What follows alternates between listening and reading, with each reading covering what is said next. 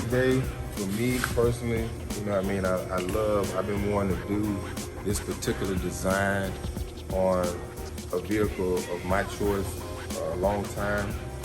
I've been new about Kindigit design. Kindigit is a car builder.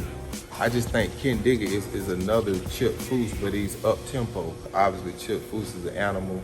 Chip build cars radical, but it's clean to where you don't even see it, you know, until it's subtle movements to where now all of a sudden you gotta kind of, oh, this, you know what I mean? So it hits you secondary, like it might be, you know, a couple minutes later before you actually recognize like the custom trick that he did to the door. It almost blended into a factory look. Kindigit, you're gonna know what Kindigit, you know, he's gonna be a little more loud. You know, he's not gonna be as subtle, you know, and I like both of them really, but I really designed like his intel, the guys that he have that he worked for him is, you know, dope. But, so they made the Kindigit design door handles and they sell them reproduction. Well, now we could buy them, and if you have the tools and the manpower and the know-how, you can install them on your car. I like the functionality of them. You know, it's more of a smooth door handle look. That's what, you know, rodders used to do back in the day. They'll, you know, clean up the door lock. That's what those locations was.